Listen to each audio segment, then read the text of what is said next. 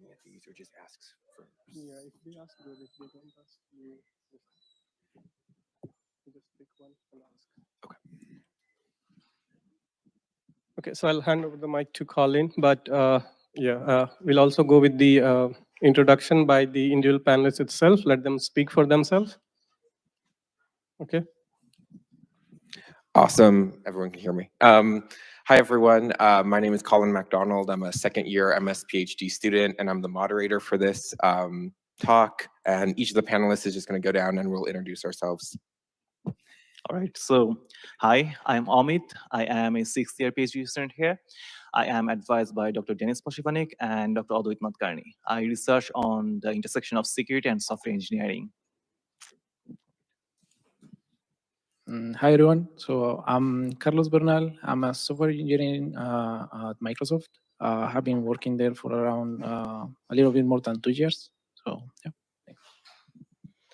Hi, I'm Amanda Watson. I graduated in, 2020. I am now an assistant professor of electrical and computer engineering at the University of Virginia, and I'm CEO of a company called Luminosity Wearables. Hey everyone, I'm Trevor Stolnaker. I am in my third year of the PhD program, and I do research in software engineering, specifically looking at the software supply chain. I'm advised by Dr. Poshivanik and Dr. Chaparro. Hi everyone, my name is Ying Li. I'm a fourth-year PhD student from William & Mary, co-advised by Dr. Yifan Sun and Dr. Edward Zhog. I'm interested in the area of GPU architecture and machine learning. Thank you. Awesome. Thank you, everyone. So this panel is really just for everyone to ask questions about everything from student life to being a grad student at William & Mary to what it's like to live in Williamsburg. So does anyone have any questions?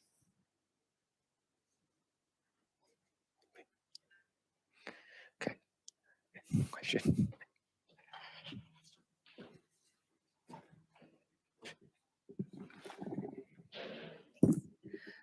So I was just wondering what the cost of living is like in Williamsburg. Is it fairly affordable? Like what does rent cost and things like that? Yeah, so from my experience, it's been fairly affordable, actually easily affordable with the stipend. Over the time that I've been here, it's increased a little bit. That's to be expected. I think it's been increasing everywhere, but I haven't found it to be a problem. I think my salary can cover the cost of my life. It's enough for me.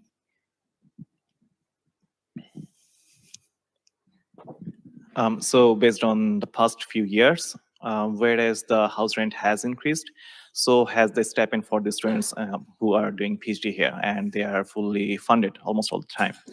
And based on what I know, what I have heard from my peers in other universities, I think the cost of living here is relatively cheaper compared to some of the adjacent universities.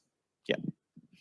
Yeah, and I think just to add on to that, like you can always start to look early. So like if you're coming here in August and you're trying to find housing end of August, that might be hard. But if you know you're coming and you can look out, at least a few months ahead, that makes it a lot easier to find somewhere that's affordable.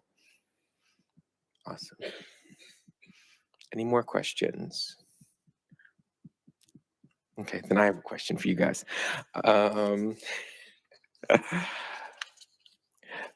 So why did you choose to go to grad school? I can start. So I have always been interested in creation of concepts or ideas, and it's like if you have this passion of creating, academic research is the way to go for, and grad school is the best place to learn about research hands-on, because you get to learn from researchers, you get to understand how you do research and how you can actually show other people that what you're doing, and because it's also evaluated by other peers, you get to actually express what you're doing to people who actually understand those things and to people where it matters. So that's one of the reasons why I chose grad school. So for me, is basically I am this kind of person that likes to keep learning things, and I remember by the time I was still in Colombia. I'm from Colombia originally. and I was doing my master's. So I was really curious to keep learning things, and I was really into mobile development, Android ecosystem, and all that. So I wanted to keep learning on that. So yeah, that's how I choose. When I looked at going to grad school, I looked around and the job that I wanted didn't exist. So part of what I've been doing this whole time is creating that job that I wanted, and now I get to do that. So I think for me, there's two reasons. For as long as I can remember, I've really been passionate about education. So really, I'm here because I want to be a professor at the end of the day. And I specifically want to be a professor because for computer science in particular, teaching at like a high school level or something, you don't get to solve interesting problems and you're just very basic stuff. I did do it for a year and it's mostly just keyboarding. So you get to actually shape students a little bit more, mentor them, work on really interesting problems at the college level. Then the other reason that I wanted to pursue a PhD is just like Amit, I really like building things. I like learning. I like solving problems. So these two really came together in a really big way for me. For me, I plan to apply for graduate program for when I am a freshman. So when I'm ready, I just apply for the graduate program. I think I have several reasons. The first one is that I like to collaborate with other people. I like to discuss the problem or questions with them. The second is that I like to solve the problem or difficulties I met. I really enjoy the feeling that solve a very difficult problem. The second is that I think I really love the student life. So the life being a student is I can do a lot of things I want to. I really enjoy life like that. Thank you. Oh, is there? Do you have? Yeah. Can you read that? So the question from YouTube is, how do you stay motivated when the expected result is not coming after a lot of hard work? Is it possible to maintain work-life balance when you are fully committed to research?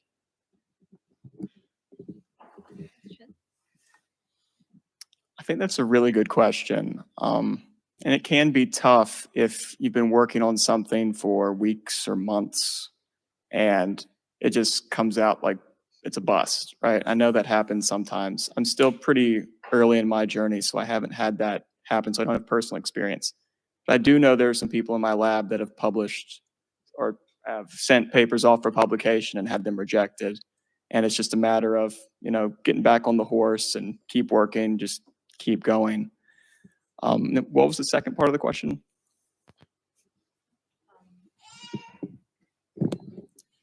How do you maintain work-life balance while being fully committed to research? That's also a really good question. And I think we heard this in one of the earlier talks that research isn't really a 9 to 5, so it's going to find you even at like 12 a.m., right? But for me, I like to try to put up some mental blocks and say, okay, I'm going to devote this much time to it. If it goes over, so be it. But I try to make sure that I've got some time allocated to kind of do something not research related. So your work-life balance will ebb and flow. Sometimes you'll work an 80, 100-hour week. Sometimes you'll work a 20-hour week. And that's just kind of how it goes. Other thing, schedule things outside of research. Make sure you have a time dedicated to go do it. I was an athlete, so I played volleyball on the weekends. But everybody's thing is a little different. And then what was the other half of the question? It's a hard double question. So how do you stay motivated when the expected result is not coming, even when you're working hard? Don't be afraid to pivot. You can also publish early results. So just don't be afraid to do that. I would say for motivation, at least for me, it is basically love what you do, right? If you love what you do, then even if you have problems or you find like a wall, then eventually if you keep working, you keep persistent, then you will be able to find a solution, right? So at least that was for me, like that was my case. Like I was working on things that I loved, so that was really helpful. And then work balance. So thanks. So for work balance, yeah, definitely, yeah, allocate time for you and for yourself.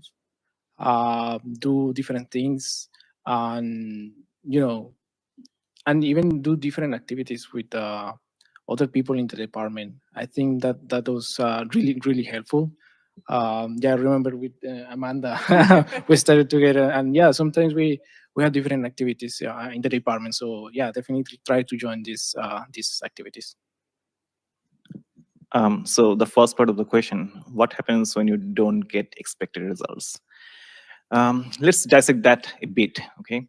So what does that mean when we are not receiving expected results? Is it about from experiments, the experiments are going wrong, or is it about, let's say we have done everything right, but for some reason it's not getting published?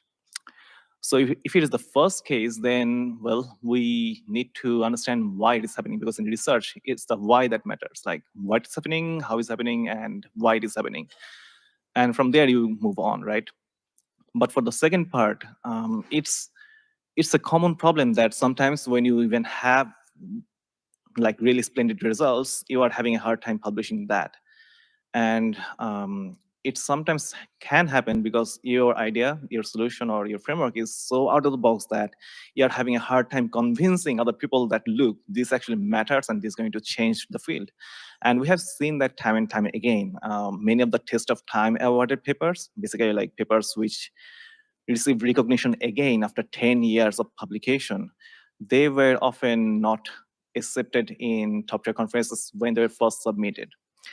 So it's a delicate balance. Sometimes there will be some kind of setbacks, but if you keep on it, at one point it will get published, and that's where your own motivation and your own passion will have to play the key role. Because if you believe in your own solution, your own result, that's how you actually can push the boundary of science.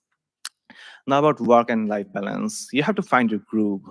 I remember like we used to have dance parties at Carlos's place. So it depends on what you like. And sometimes, as I think Amanda said, that sometimes you can't really have a work-life balance because you're like pursuing a deadline. So for example, I actually remember like one instance, one of the top tier papers that got accepted and will be presented next year.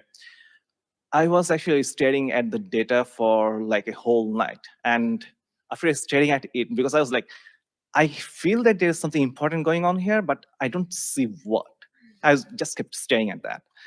And at 7 in the morning, I figured like, oh, that's it. I found it. And I actually called my advisors like, okay, I think I found something really interesting and we should talk about that. And they're like, yep, this is interesting. Yep.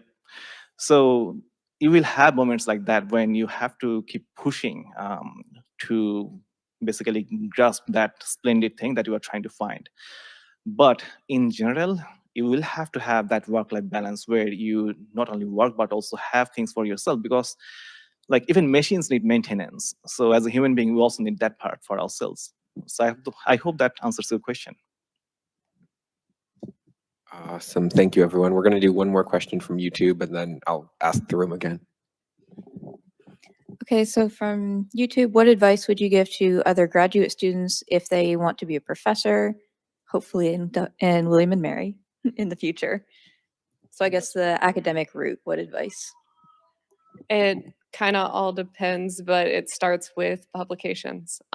Get those out and then start figuring out where you want to be as a professor. I jumped departments. I'm now in electrical engineering, even though my PhD was in computer science. So it's a lot of work, but it's rewarding when you get there. So I'm not a professor, but long term, that's my goal. So I can just tell you like what my rule of thumb is as I'm on my way there. Whenever I get a teaching opportunity, I take it because it's always just a way to build those skills. So maybe I'm working with middle schoolers, teaching them robotics. Maybe I'm working with high schoolers, teaching them the fundamentals of programming. It doesn't matter because a lot of those skills are going to transfer over. So if your advisor asks you to come in and do a guest lecture, take that opportunity because these things are slowly going to build up and they're going to make you a more effective professor when the time comes. To answer the questions, I think maybe two main points. The first is that if you want to be a professor, so you have to very good at doing research. So you have to have very good publications. So that's the first key point. The second point is that I think you should improve some skills to be effective, like how to give a presentation, how to explain things clearly to your student, and maybe teaching a course when you are a PhD student. I think it will be helpful.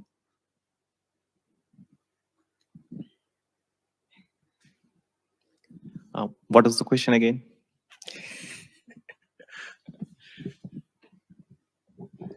So what advice would you give to other graduate students if they want to be a professor in the future? All right. So once again, depends on which track, is it teaching or research? But either way, you have to teach. And in that case, try to get as many teaching opportunities that you can. Try to, for example, let's say, if you don't have a formal teaching opportunity, at least try to mentor the undergraduate students through your projects or your research. And I would say if you can have the opportunity, work as an instructor of record, talk with your advisor, ask them like, can I teach a class as a guest lecturer for one of your courses?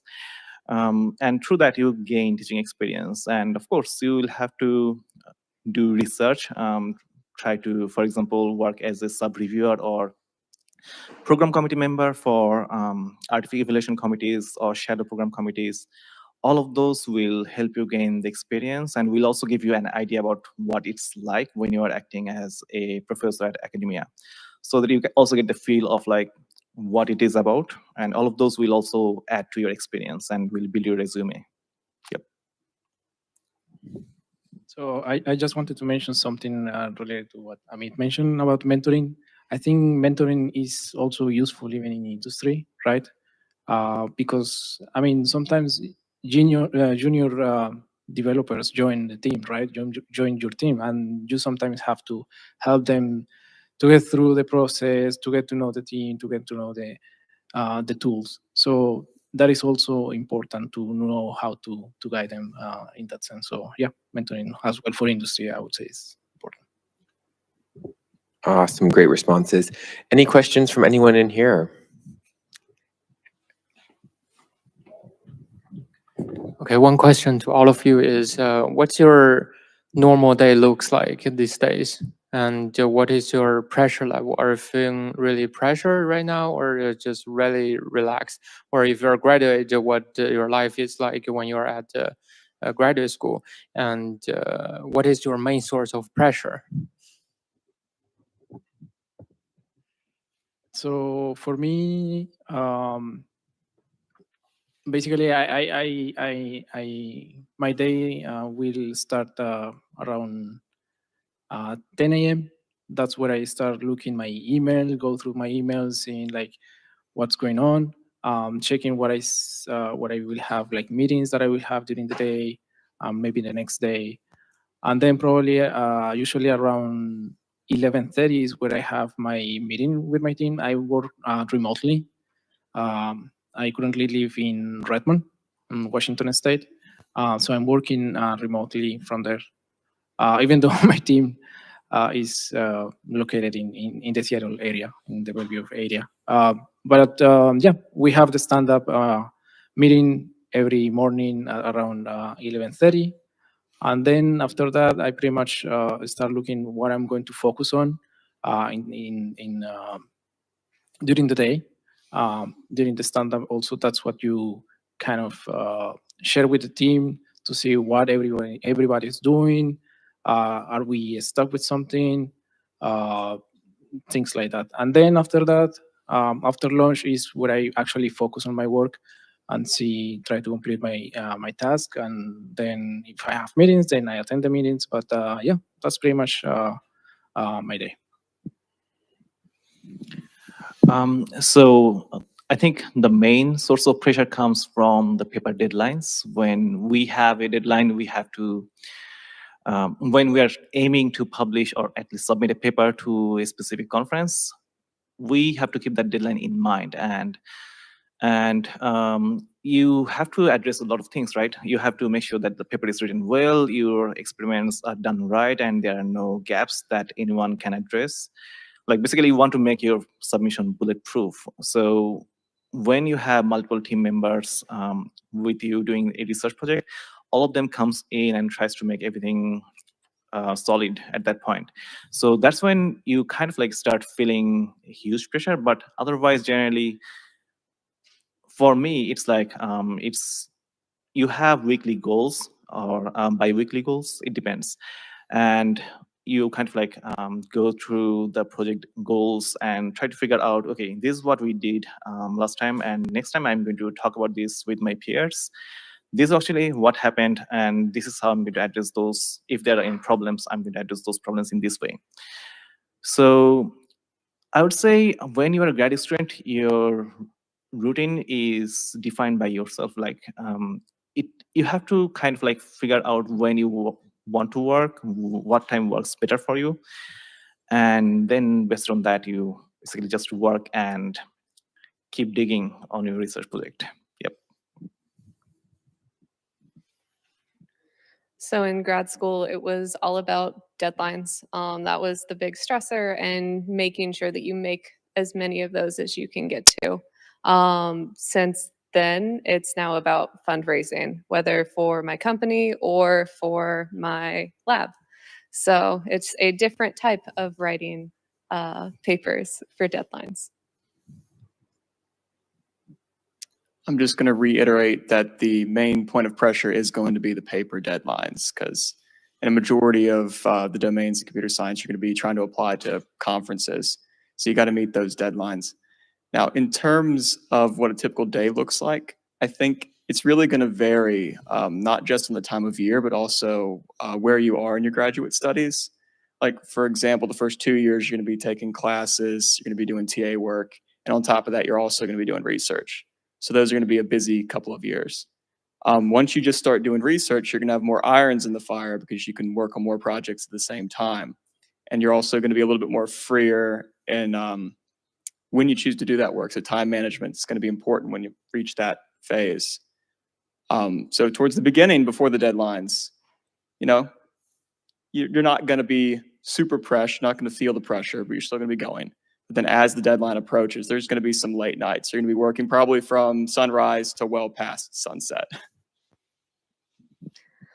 I think the first question is about the normal life, normal study life. So I usually will work in the morning, then I will have lunch with my friends in the university. So we'll go to the dining hall because I want to make sure I chat with my friends at least. Then I will, in the afternoon, I will have a scheduled meeting with my advisor. If we don't have a scheduled meeting, when I have some questions, I will just come to his office and discuss with him. Then I will go back at about 6 p.m. by bus. So that's my life. I usually go to the university in the weekdays. On Saturday and Sunday, if I have a deadline, I will also work. But if I don't have, then I will just relax. The second question is about the main stress source. I think for me, the main stress source is when I meet some problems or difficulties I cannot solve. So I will feel anxious at that time. But the first step, I will try to make me relax, and then I will come down and make a plan to solve the problem, like discussing with my advisors or reading related papers to see how they solve the problem. Next, I will try the potential methods to solve the problem one by one to see how to solve the problems. You just believe that the problem can be solved, then you will be relaxed. Yeah, and just to add, yeah. So I want to add something here. In grad life, your schedule is probably going to be flexible. So the reason is that when you are working with an advisor who is motivated and you are also motivated because you both have ownership of that research, your advisor is not going to tell you that, okay, you are going to work 9 to 5. I don't think any faculty member in CS does that in William and Mary. Maybe in some other departments at some other universities, I try to stay away from those. But if you have ownership, then it's like you are trying to, get rid of that itch that you're having, right? So it will depend. Sometimes you'll have more work hours on a day, and sometimes you'll be like, I want to take a break because I've been working and chipping away at this problem throughout the whole week, and I'm going to take a break right now because my brain needs a break. So it's going to be a bit flexible, I think. Yep. Yeah, and just to echo what other people have said, like throughout your time as a PhD student, your priorities and your stresses are going to change. So like as a second year student, my main concerns are usually related to like getting my TA grades in on time, making sure I'm supporting students in office hours, that type of stuff. But once you're no longer a TA, then it starts to shift into more research focused goals. And so that's just important to be aware of. Any more questions from in here?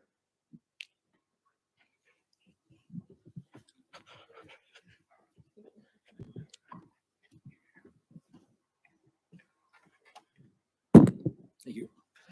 So my question is about if you're doing research and you need to reach out to another academic at another institution who has no connection to your social graph, and you want to get their attention, want them to actually read your paper, want to, give you feedback. How do you go about doing that from like a cold calling perspective?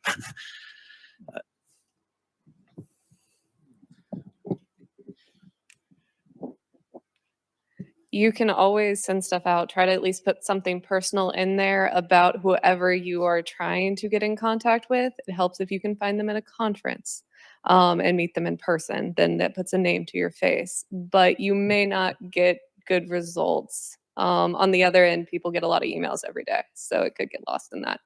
So be prepared to be a little persistent.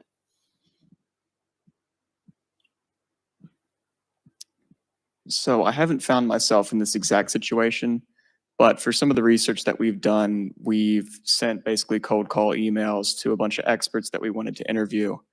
And from that, not all of them respond, but we've gotten a decent amount, not only responding, but also willing to talk with us. So I think when you're talking with people about an area that they're interested in, they're going to be more likely to respond. So as long as in your email you're being polite and you're making it clear that you're actually passionate about this research, same as them, I think that would increase your odds of getting a response back. I think just get prepared, then maybe have a short introduction for the research you are doing or the paper you are doing. And make sure when you explain the question or problems they ask, you can have a clear answer. And I'll also add, if you have the chance, look through their work and then try to reference that in the email to show that you didn't just email them out of the blue and you actually put some thought into it. It's also always flattering to get those emails. So when you send them, don't be afraid if you see them at a conference in the future, then you can in person follow up.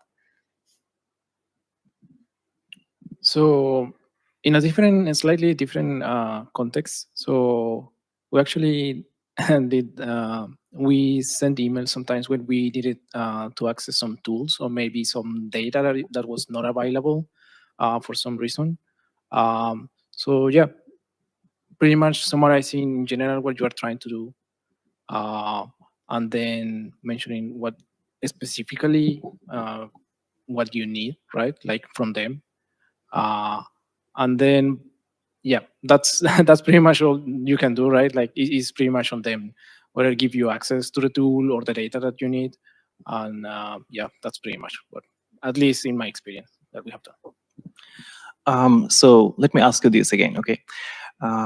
What would be the purpose of sending that email? Is it to let them know that I exist, or is it about getting some academic resource? Which one is it? Well, so in my particular case, like for some background, so I already have a position where I should be doing research, weirdly enough. I don't have a PhD, but I'm working at Jefferson Lab. And like we're really kind of isolated from the broader computer science community, and most of the physics community cheerfully doesn't know they exist. And so there's a number of people, you know, doing similar research that I've slowly found. But what I really want is a sanity check on my own stuff that I'm doing, which is very creative but disconnected from the rest of, you know, academia. Perfect. In that case, when you're going to send that email, write it in a way so that they actually understand why it matters and where you're coming from. Because as people in research, they always want to have these different perspectives from cross domain, because you know it's kind of like having these all dots that are in front of you, and you want to connect the dots, and you are actually introducing that dot that doesn't exist in their domain. So they'll be definitely interested, but you have to write that email in a way so that they actually know what it's talking about. So figure out like why you are sending that email, why it matters to them first, and then why you are going to also matter to them. So if you get across, like you check all those boxes, it's highly likely that you are going to get the response. Okay.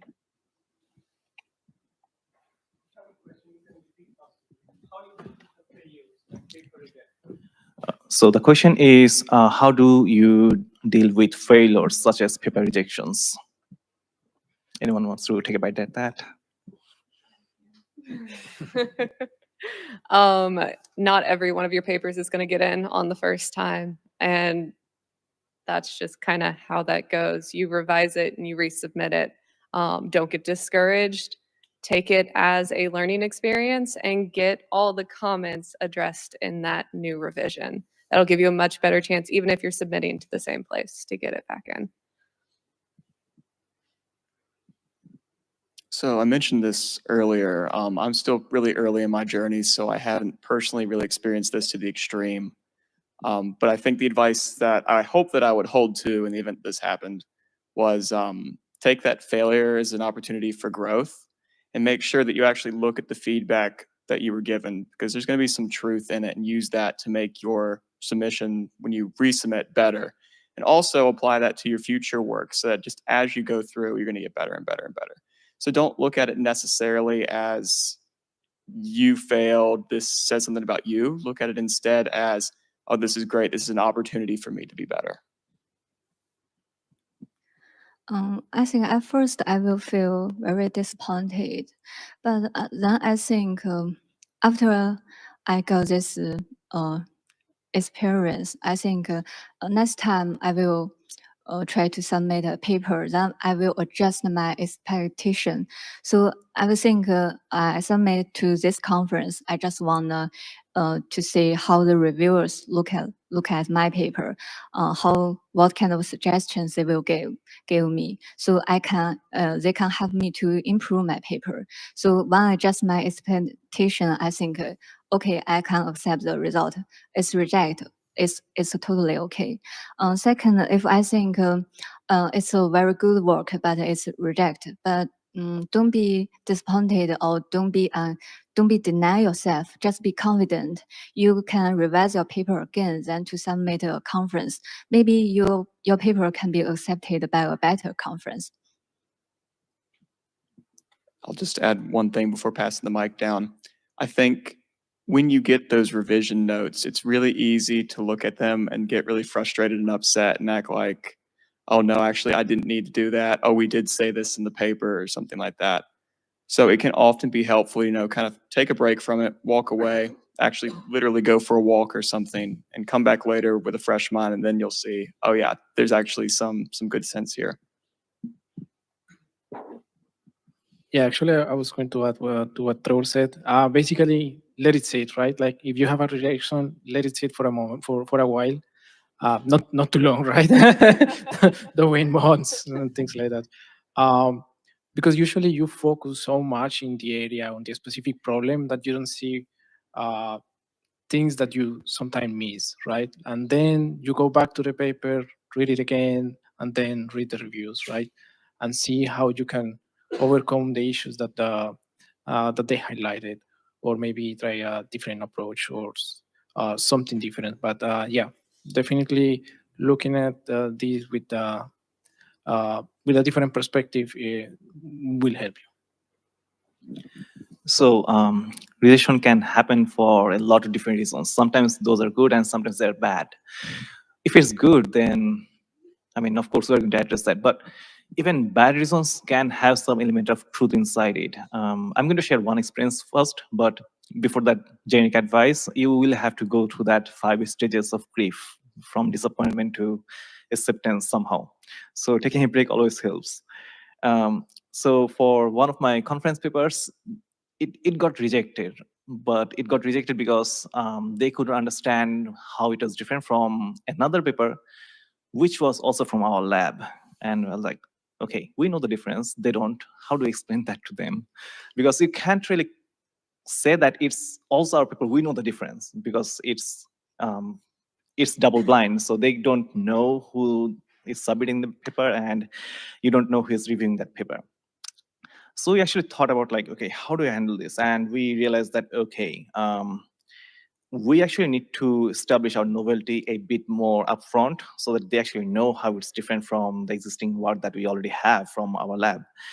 And later on, it actually became much more better and much more strong in terms of writing the content. The experience did not change. The paper, in terms of technical contributions, did not change too much, but it was the writing that got improved a lot. And I would say that without that review, it would not have happened. So try to find that element of truth in whatever review you can get. It is going to be bad, it's going to be good sometimes, but there is probably going to be some element of truth because it's being viewed by someone who doesn't have your context, doesn't have your background.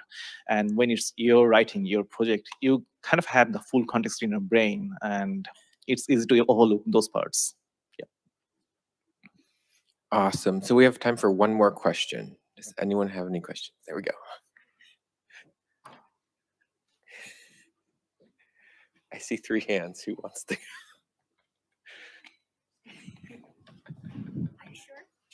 Okay, I have one question. What would be the question that you feel like you were hoped to be asked but not being asked yet?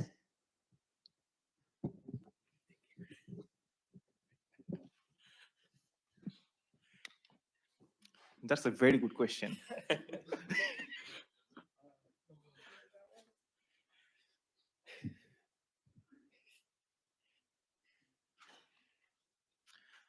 For me, I actually came with 0 expectations because, like, when you have and you don't have any expectations, you get surprised a lot, right? And if you have expectations, you can have all of those like predetermined answers in your head. I don't go by that. So all of the questions were new for me. Yeah, I can't think of a question that I was expecting to receive, to be honest.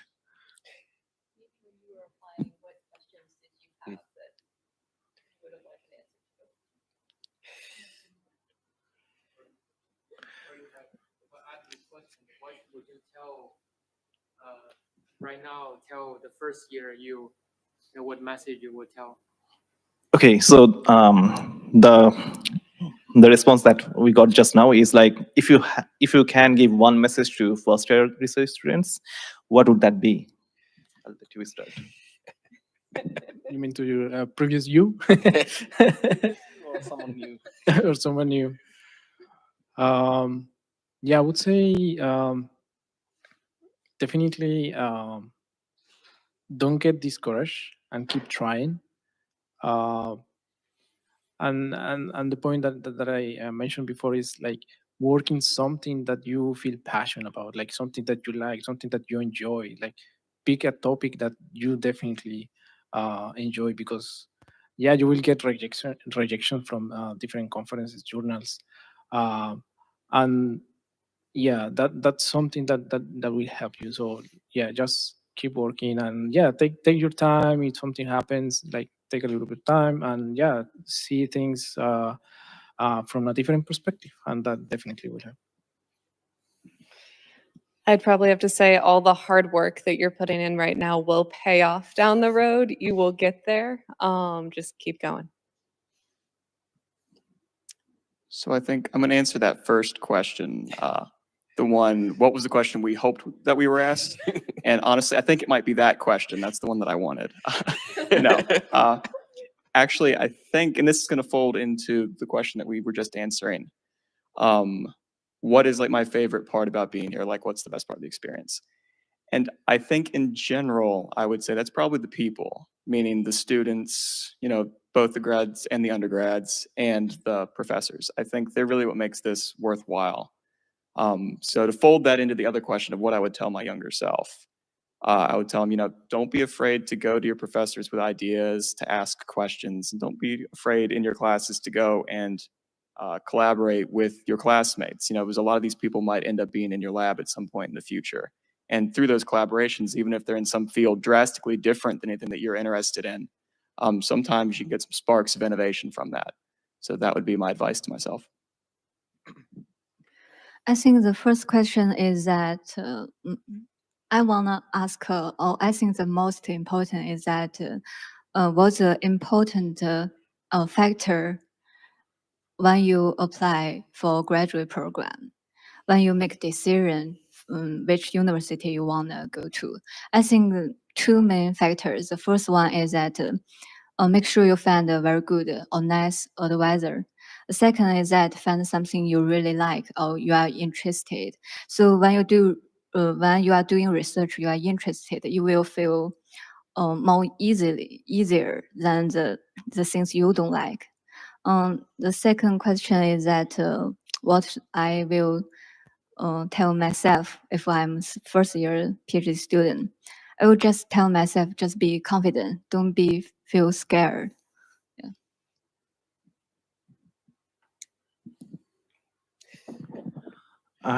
So if I needed to tell something to my first year self, I would say, oh, you're doing fine. Everything's perfect. Don't worry.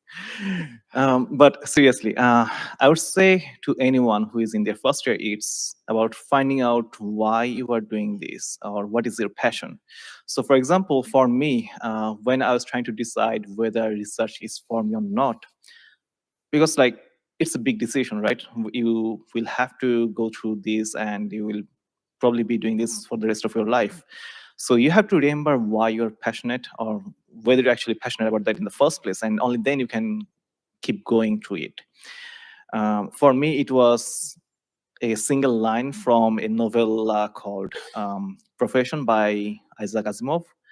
And it goes something like this: I can create and I will do so whether you like it or not.